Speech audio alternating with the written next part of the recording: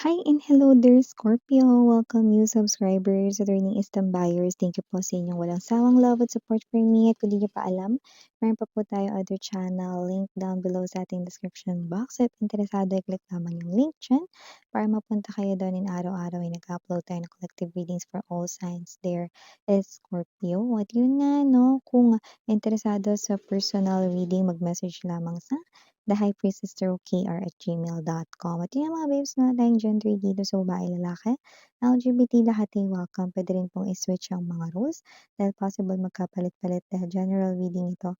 And at the end of the day, lahat ay may free will na free mong gamitin anytime, anywhere. So, cross-watchers ni Scorpio, welcome ka rin. May Scorpio placement sa natal/birth chart, welcome din kayo.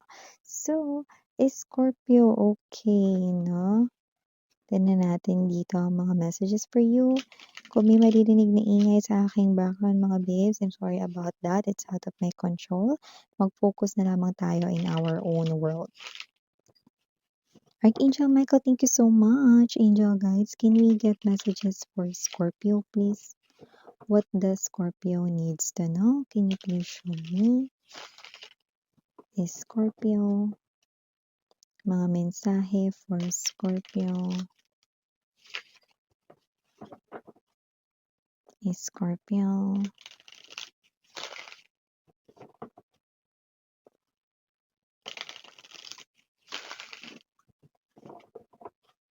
Okay. So let's go ahead and check these messages para kay Scorpio. Chariot.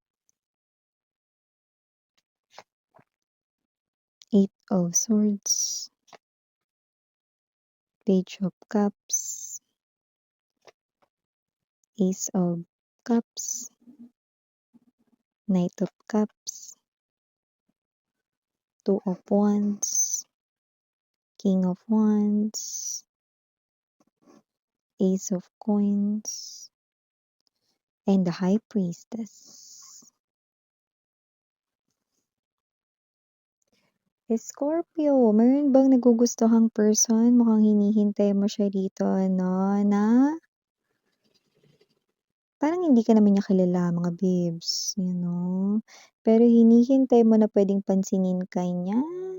Yung iba dito parang may online kayong ginawa, baka nag-message na kayo pero baka napunta lang sa message request. Or may energy rin dito na madami yung energies masyado, so maaaring hindi kayo masyadong nakikita or napapansin ng taong ito. This person, hindi naman siya snobber or hindi naman siya rito ng i-snob, pero may energy rito na this person could be a little bit higher sa kanya ritong, ano no, maybe this person here could be in the public eye, maybe this person here marami ritong energy na gustong makipagkilala sa kanya or whatever case, may ganun ring lumalabas, okay? So, may energy ritong ganun. Pero ganun pa man, parang gusto mo pa rin na tuloy-tuloy na magpakita rito, no, ng iyong adoration. Yung iba naman, pwedeng crush or inspiration mo siya, okay? So, parang magtutuloy-tuloy pa rin kayo para hintayin yung tao na iyon. Ayan. So, yun nga mga babes, no? And also, Scorpio, nakita rin tayo rito, no, ng energy na posibleng meron ditong bumisita or sadyain ka mismo. Pwede itong isang kaibigan, no, na pwedeng maging kaibigan mo. Oh! Kung sino man 'tong energy na 'to, no, maaaring kilala mo na siya at alam mo kung anong klase siyang tao, okey? Yung iba puwedeng kababata niyo 'to, iba puwedeng kaklase niyo dati lumabas dito, pero gano'n pa man magbabago ang tingin ng taong ito sa inyo at maaaring gano'n din kayo sa kanya, pero mauuna siya na magbago yung feelings sa'yo, okey? Bago mo siya makita 'no, sa, ibang, um in a different light, di ko alam Tagalog nun. Bago mo maramdaman yung feeling mo sa kanya na nagbabago, siya muna yung mauunang makaramdam nito. Yun yung nakikita natin dito, Scorpio. Sorry about that commercial mga babes, tuloy na natin yung ating pinag-uusapan, Scorpio. So sa ibang mensahe naman tayo, Eight of Swords right in here. Definitely this is your ex dito naman, no? Na lumalabas, no? So kung sino man tong ex mo na ito, no, maaaring ita-try niya ditong mag-message sa'yo pero huwag ka masyado mag-expect, no? Dahil baka yung iba nga blank lang. Ang ipadala niya sa inyo 'no, at magkakaroon kayo ng kutob na malakas na siya yun 'no, hindi kayo nagkakamali 'no. So siya talaga iyon 'no. Ang taong ito ay may kailangan lamang sa'yo, okey? Pero uunahan ko na kayo, puwedeng ito ay pera, 'yan. Aray ko. So, maliban diyan, may energy rin dito mga babes 'no, that with the Two of Wands right in here, maaaring magdalawang isip. Puwedeng ito ay, sa literal na dalawang bagay na puwedeng pagdedesisyonan. Puwedeng may kinalaman din sa travel, kung ikaw ba ay sasama o tutuloy o 'wag na lang, may gano'ng klase rin ng energy rito 'no, na pagtatalunan mo sa iyong isipan. Yung iba naman maaaring sa dalawang bagay lalo na kung may dalawang bagay na gustong bilhin pero isa lang yung gusto mo munang bilhin, 'yan. So, parang may energy kasi rito ng 'pag yun ang senaryo niyo, parang nagba-budget kasi kayo, 'yan. So, maliban diyan, Scorpio, lumalabas din po dito 'no, na may energy rito na maaaring magpabwisit sa inyo, 'yan 'no. May energy kasi rito na parang, ewan ko, para siyang linta. Or para siya ritong alam mo yun 'no, pump na parang, ang dami niya ng parang, nakinabang na siya dito sa'yo 'no. Tapos may energy rito ng hindi pa siya marunong umintindi. Tapos kung sino rin 'tong energy na 'to maaaring reklamador pa nga 'no or ang daming reklamo. Wala tayo ditong gender, pero kung sino man 'to parang, siya'y nasa malapit lang or puwede ring nasa loob ng tahanan or pamilya mo pa nga 'no. So parang ganito, parang ikaw ito 'no, na yeah, I just heard pushover. So, parang ikaw ito na kunwari ikaw yung, malaki yung sahod sa pamilya, 'yan 'no. Tapos itong pino-provide-an mo, kakabigay mo nga lang sa kanya, gusto niya magbigay ka ulit, 'yan 'no. Or parang may prinobide ka na nga na pangangailangan niya, wala pa ngang isang linggo yung lumilipas, parang 'di marunong umintindi kumbaga. Ito na naman siya, oh. Nakatanghod na naman, yung iba naman papadaan pa dito sa ibang tao tapos 'pag hindi mo siya napagbigyan magmamaktol, magagalit 'no. Tapos saka ka sasabihan ng ano, yung parang mga pang-pa-victim, pang-self-pity, ano. Alam mo ganyan talaga galawan 'pag toxic. Toxic kasi yung energy niya rito babes, eh. Toxic yung energy niya. So kung sino man 'tong energy na 'to 'no, lumalabas din po dito na siya yung klase ng energy 'no, na puwedeng, merong, what's this, problema 'no, hindi lang isa kundi puwedeng higit pa nga sa dalawa tungkol sa pera. 'Yan.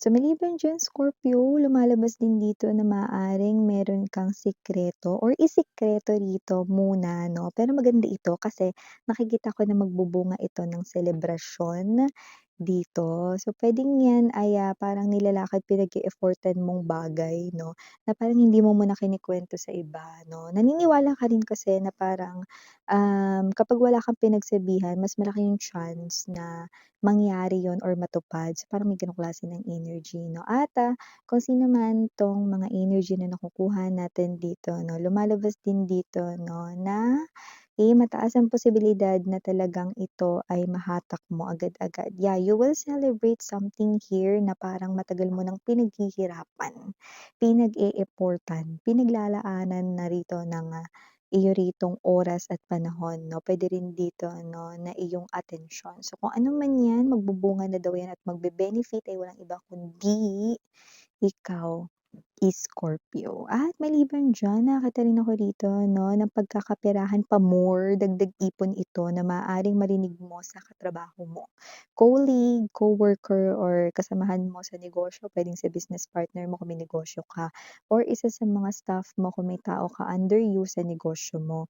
Kaya ito ay legit at nakikita ko 'no, na once na mag-invest ka dito talagang ikaw ay kikita, dagdag ito sa magiging savings or sa savings mo na. Yun oh, ay bongga yun guys 'no.